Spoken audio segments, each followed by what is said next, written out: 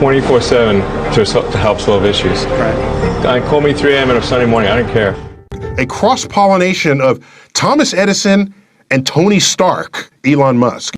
Were you a little naive when you thought I can easily build an electric car and a rocket?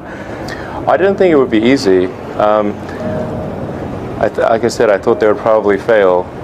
But you know, like creating a company is almost like having a child. So it's sort of like, how do you say your child should not have food? So once you have the company, you have to feed it and nurse it, and take care of it, even if it ruins you. Yeah.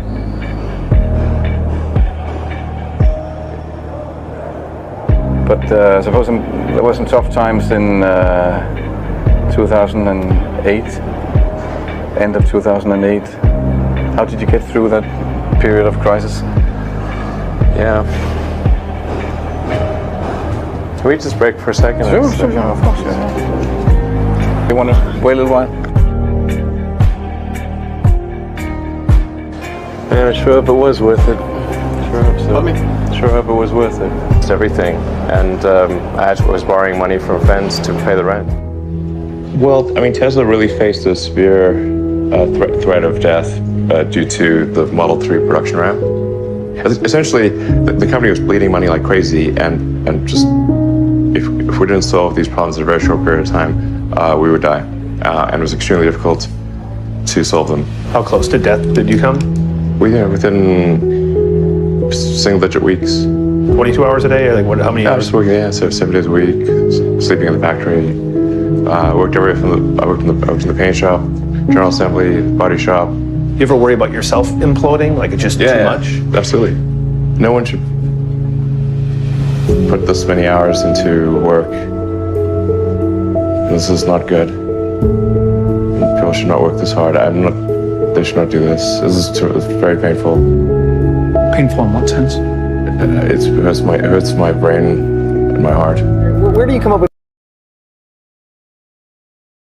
your best ideas? Are you on vacation, or are you kind of just like in the middle of the night you wake up and start drawing things down? Or you know, this sounds really cliche, but like the shower is probably like you know, wake up and go to shower in the morning. And I think actually what's really happened is kind of stuff is percolated in the subconscious. Right.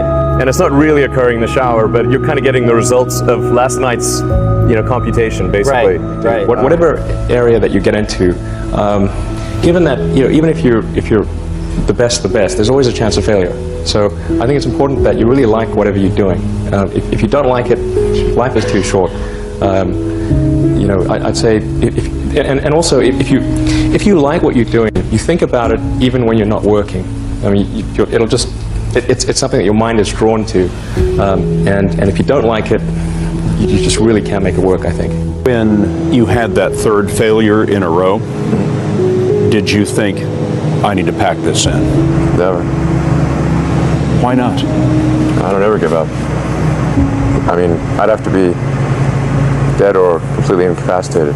Starting a business, I'd say, number one is have a high pain threshold. That's it. There's a friend of mine who's got a good saying, which is that starting a company is like eating glass and staring into the abyss. Okay, that's generally what happens, because when you first start a company, there's lots of optimism and things are great, and then so happiness at first is high. Then you encounter all sorts of issues, and happiness will steadily decline, and then you'll go through a whole world of hurt. And then eventually, if you succeed, and in most cases you will not succeed, and Tesla almost didn't succeed, came very close to failure. Then if you succeed, then after a long time, you will finally get back to happiness. I think too is you got to make sure that whatever you're doing is a great product or service. It has to be really great. And I go back to what I was saying earlier, where if you're a new company, I mean, unless it's like some new industry or new market that, if it's an untapped market, or then you have more ability to,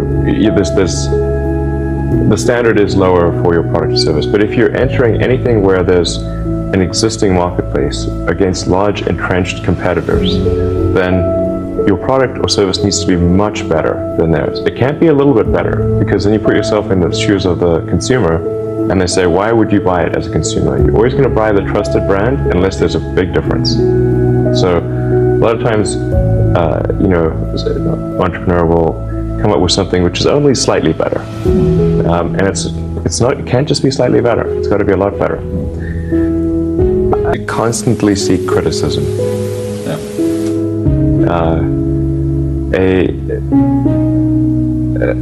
A well thought out critique of whatever you're doing is as valuable as gold. And you should seek that from everyone you can, but particularly your friends. Usually your friends know what's wrong, but they don't want to tell you because they don't want to hurt you. So lift you up, sort of your. yeah. So they say, oh, I would encourage my friends, so I'm not going to tell him what I think is wrong with this product. Yeah. It doesn't mean your friends are right, but very often they are right. And you at least want to listen very carefully to what they say. And to everyone, if you're looking for, basically, you should take the approach that you're wrong. That you, the entrepreneur, are wrong. Your goal is to be less wrong.